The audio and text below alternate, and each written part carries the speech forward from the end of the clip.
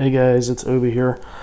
We're gonna continue on with math into our last day of new stuff for gear gear ratios.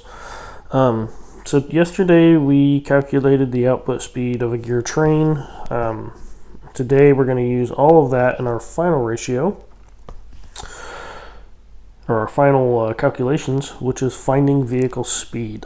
So how do we find the vehicle speed? Well, that's going to take a little bit of new information, specifically the tire diameter and all of the information we've already calculated. So our formula to find vehicle speed is going to be the ground speed equals the tire diameter times pi times 12 times output RPM divided by 5280 times 60. Now that probably seems like a lot. You're like, holy crap, what the heck? But everything has a reason for it, and we will go through and break it down and explain it, okay? So this is the example from yesterday. This is what you had calculated, and our gear train final ratio ended up being 2.4 to 1.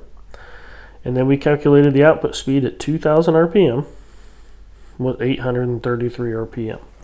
Okay, so having said that, I know you guys have already done the calculations for the tires, but all things considered with the online school, I'm going to go ahead to give you guys the diameter of it just to make life a little bit simpler. Otherwise, this is a lot to remember. So the diameter of a P195/75 R16 is 26.75 inches. So we're going to put that all into our formula. So if we do that, we will see that we'll have 26.75 times 314, which is pi, times 12 divided by 833, which is our RPM, divided by 5280 and times 60. And if you do all of those numbers, and you can type them all into the calculator just like that with no parentheses, and it will come up to your final answer of 66 miles per hour. So at 2,000 RPM with this ratio, our vehicle is actually going to be traveling at 833 RPM. Or I'm sorry, at 66 miles per hour. Wow, screwed that up. Okay, so let's break this formula down so we can understand what the heck all these numbers actually mean. So if we take these numbers and we stack them on top of each other, I think it helps to make sense of it a little bit. So our 26.75 inches is the diameter of the tire. We know we're going to multiply it by 3.14, which is pi. That's a constant that we're going to need to use, and that's going to give us the circumference of the tire. But it's going to be in inches because we started in inches and we're going to end in inches.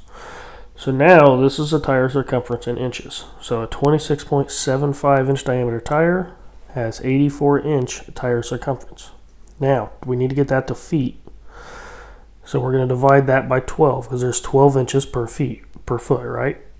So that is going to give us a 7-foot tire circumference. So now we are at our circumference in feet. So we multiply the circumference in feet. The circumference is the length of one revolution of the tire. We're going to multiply that by the RPM on the output side of the drive line. That is going to give us 5,831 feet per minute, which is our velocity in feet per minute. Now we're trying to find miles per hour, so we're going to divide that by the number of feet in a mile, which is 5,280 feet in 1 mile. And that means that we are traveling at 1.10 miles per minute. And we're going to divide that by 60 because we are trying to find miles per hour, not miles per minute. And we're going to multiply that by 60, I'm sorry. So there are 60 minutes per hour, and that is going to give us 66 miles per hour as our final answer. So when you break this down, everything actually has a reason for it. And I hopefully this helps it make it a little bit more sense to you guys. You can look at it like we just did, where we stacked them like this, or here's your formula, and then here is that exact same stacked list as we typed it in just the formula sideways. So if you type it in your calculator, 26.75 times 3.14 divided by 12 times 833.33 divided by 5280 times 60, you will get 66. So you can test that to make sure it's going to work on your calculator and everything's hunky-dory. And then you guys can do the assignment. So this is going to be the last assignment or last new thing that we're going to learn on gears. Tomorrow, you guys are going to have to actually take a transmission with a final drive, and you're going to have to calculate the speed through each gear, okay? And tell us what the actual speed is at the RPM in each gear. So that means you'll have to find the drive and the driven for both ratios in the transmission, and then you'll have to calculate the ratio for the rear differential, and then you will have to find your output RPM and your speed in miles per hour, and that's kind of going to be the test or the final quiz or final worksheet for the assignment. Okay.